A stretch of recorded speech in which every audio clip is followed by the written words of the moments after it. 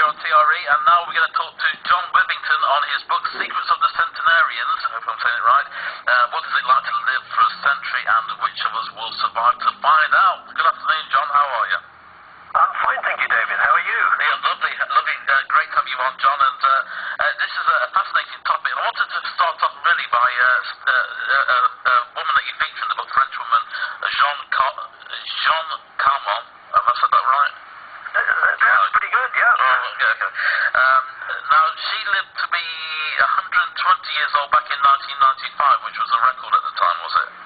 Well, she actually got to 122, and she is the only human being, of all the billions of human beings who've lived on this planet, she is the only person known to have passed 120. Wow. By any standards, it is a remarkable record.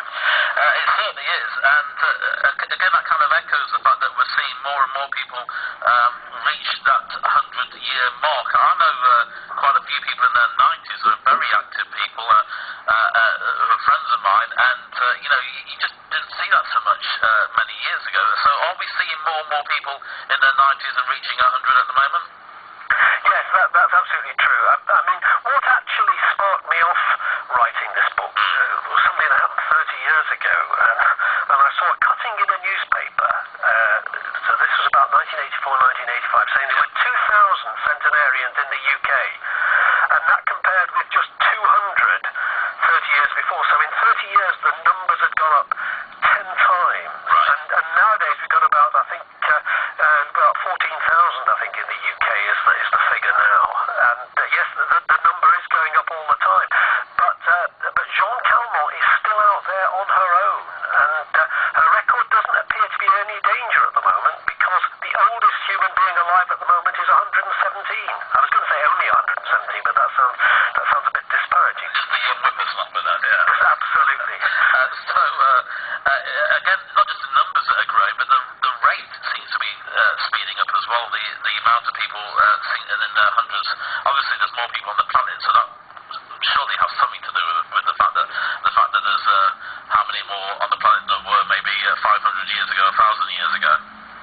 Yes, I mean, obviously, as you say, the population is growing all the time, but the increase that we've seen in life expectancy has been really remarkable. If you look back about 10 years, the life expectancy was going up about 3 months every year.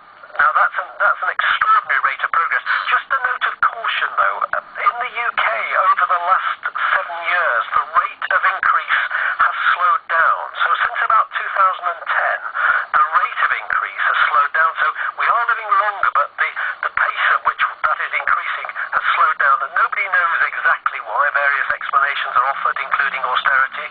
But this is the first time we've seen the longevity effect slowing down for quite a while. It's slowing down, but it's still on the increase. Still on the increase, absolutely. Which is quite amazing, isn't it? I suppose the first thing we go to, the first thing everybody talks about is the fact that medical advancement has had something to do with this. How much are you putting down to medical advancement?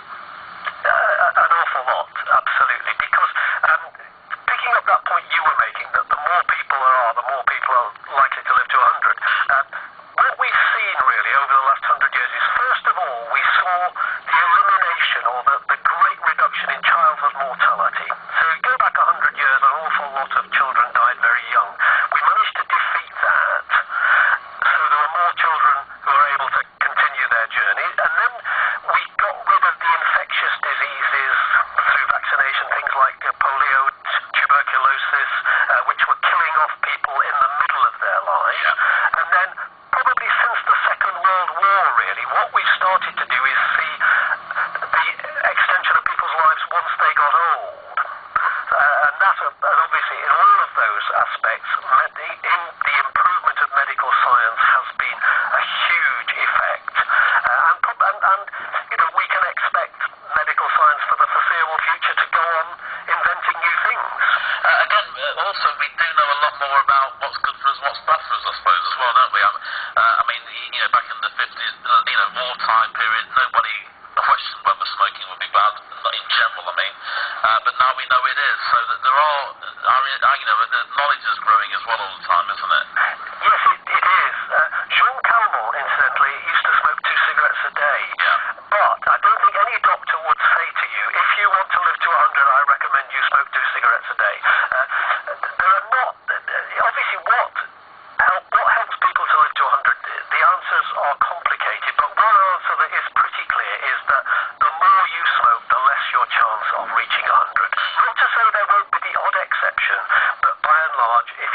lifetime smoker, you're much more likely to reach 100. And if you smoke very many at all, you're probably very unlikely to reach 100. How much is this down to our choices? Again, I mean, this is quite a minefield, isn't it? There's still a lot of research going on into all of this, I should imagine. And maybe in 10 years' time there might be a slightly different answer to some of these things. But how much is it down to our lifestyle? How much is it down to our genes? That's a million-dollar question, I suppose, isn't it? Yeah, having long-lived parents certainly does help. The general consensus among scientists, I suppose, is that about one-third of the effect appears to be down to the genes, to the kind of basic raw material we inherit from our parents, and the other two-thirds is probably down to lifestyle.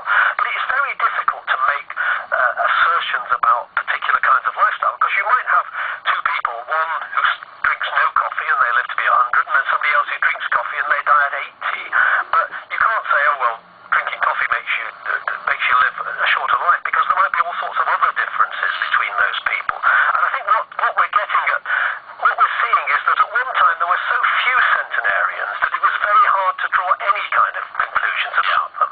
But now we're getting enough just to be able to start to see the trends that may be operating here.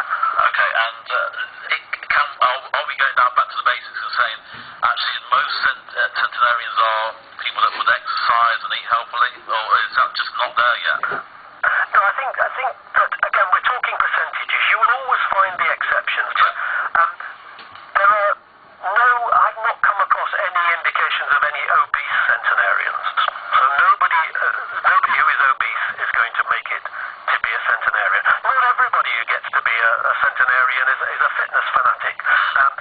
Jean Calment liked fencing. I think she took up fencing in her 80s, and she took up cycling quite late in life. So I think it's very hard for anybody to set out with the idea, I am going to live to 100 and I'm going to live my life in such a way that I achieve that. But if you try to live a healthy life, try to exercise sensibly, eat sensibly, then obviously your chances of getting to 100 are much better. Okay, that's me out then. But anyway, with all of this, of course, I mean, like you said, there are the exceptions. I mean, my granddad lived till he was 98. He had a full English breakfast nearly every day of his life. But I suppose he wasn't eating all the other stuff that goes with it. He wasn't eating McDonald's and Subways or whatever else. So maybe there's just some wholesome food is good for you. But like I say, there's always the exception, isn't there? There's always somebody that can say, oh yeah, so-and-so smoked 40 a day. He lived till his 90s. So. Indeed, I remember years ago interviewing a centenarian from the Isle of Mull, just off Scotland, and he said to me, I gave up smoking, you know. So I said, when did you do that? Oh, that was when I was 94. And a couple of centenarians said they gave up smoking not because they were worried about their health, but because they couldn't see well enough to light the cigarettes anymore. That's a good one. And that'll stop you smoking, won't it? That's for sure. And just one other smoking story. George Burns, of course, the famous American comic, always to be seen with a cigar in his mouth. He lived to be 100, and he said, my last doctor told me to stop smoking, and he's dead. That's true. I know that was true as well. But again, it's just there's no rhyme or reason. But what about minds, of course? Because we've seen with older people around, we've seen a higher profile of Alzheimer's and dementia being talked about far more in the media of late. And I suppose that goes hand in hand with the fact there's more older people on the planet. But do centenarians keep their minds active, and do they exercise mentally as well? This is something I did look into for the book, and the answer is that the picture is very confusing and difficult to get a real handle on. So estimates as to the number of centenarians who are likely to have Alzheimer's range from 0 to 100%. So it's not very helpful, is it? And there was a rather comforting theory a few years ago that actually if you got to 100, you were probably likely to avoid Alzheimer's and dementia, because they would kill you off before you reached 100. But that theory has been blown a little bit out of the water since then. I get the impression from looking at a lot of surveys that have been done that probably about 50% of centenarians have some sort of fairly serious impairment of mental faculties. And in is it worth living to 100? I'm not decided myself about what I'm going to do yet on this. Is it worth living? Are there a lot of centenarians that are happy people and healthy people, or is it recommended? Or what's your funnily enough, I asked that question because I did a survey a few years ago of 100 100-year-olds, and one of the questions we asked them was, "Are you glad to have lived to be 100?" And 74% said they were glad, though 18% said they weren't. And other surveys have come up with quite similar ideas, actually. There was an American survey done every year of centenarians, and the one in 2015, they asked the centenarians, "How old do you feel?" And the average answer that came back was 79.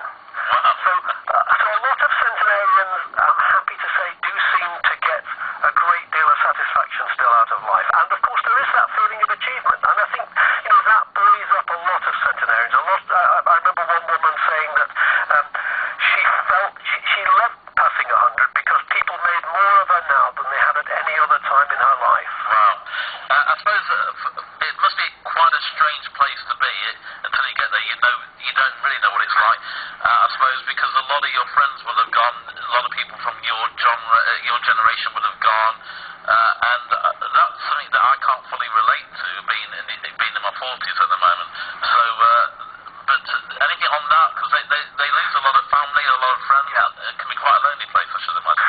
Yeah, loneliness is something that quite a lot of centenarians talk about, and you do rightly say, if you live to 100, it's quite likely you'll have lost your partner or your spouse. I think one American survey said that 85% of centenarians were widowed.